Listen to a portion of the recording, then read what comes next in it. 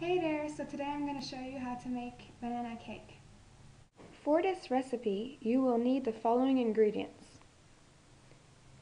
3 cups of flour, 1½ teaspoons of baking soda, and 1½ teaspoons of salt, 3/4 a cup of butter, halfway melted, 2¼ cups of sugar, 1½ teaspoons of vanilla, and 1½ teaspoons of lemon extract, 3 eggs beaten,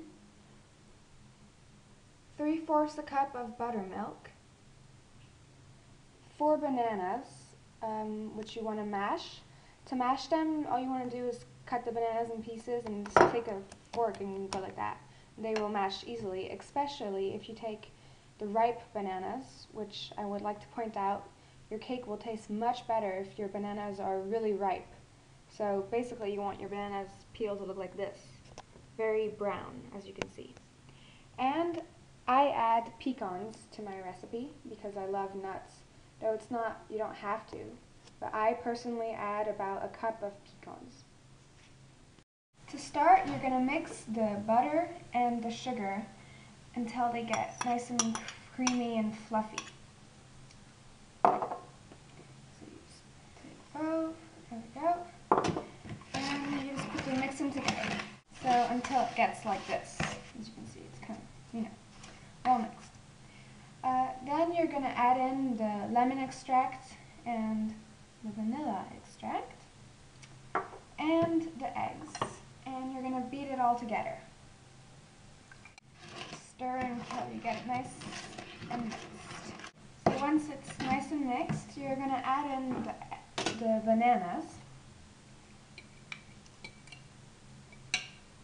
And stir it all together until it looks like this. Now we're going to add in the dry ingredients, alternately with the buttermilk. I'm going to sift in the dry ingredients, which I've actually mixed the flour, the salt, and the baking soda. And what you're going to do is sift in a little bit, then mix it, then add a little buttermilk, then re-add flour, then re-add buttermilk until you get rid of it all. So just put a little like this, mix it,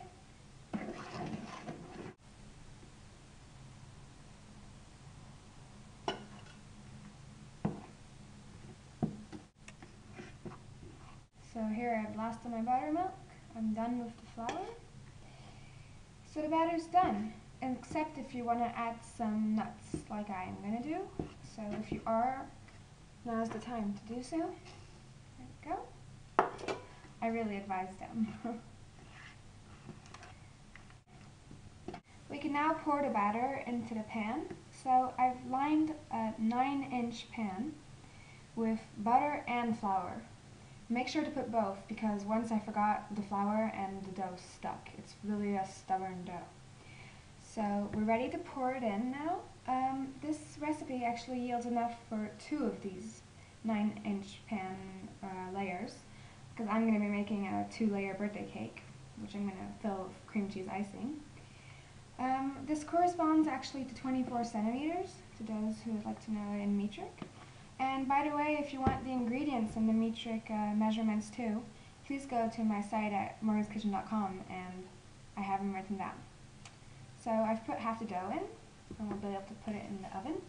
I've heated the oven at 350 degrees Fahrenheit, which corresponds to 175 Celsius. So the cake cooks about an hour in my pan, but it really depends on the size of the pan you have. So to see if it's done, you're going to stick a toothpick in it once it starts looking brown.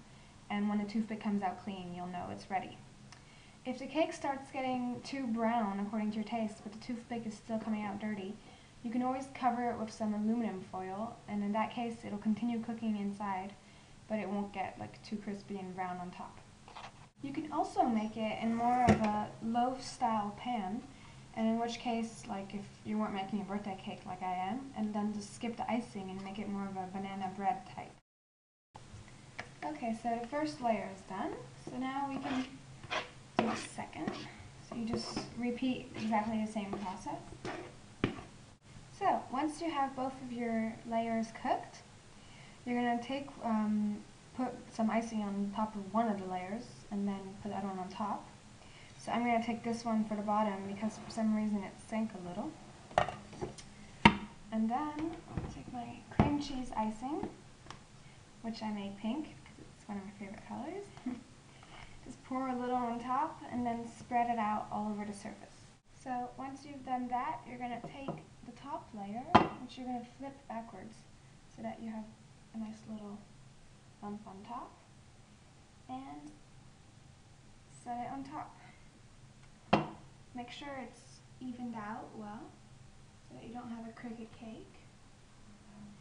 And then what you're going to do is just take your icing and cover the whole cake. The amount of icing you put is really according to personal preference, so that's up to you. I put quite a lot because I love it. And voila! If you want to decorate it, you can add whatever you want. I like adding these little silver balls on the edge. I think it's really cute. Makes it look elegant.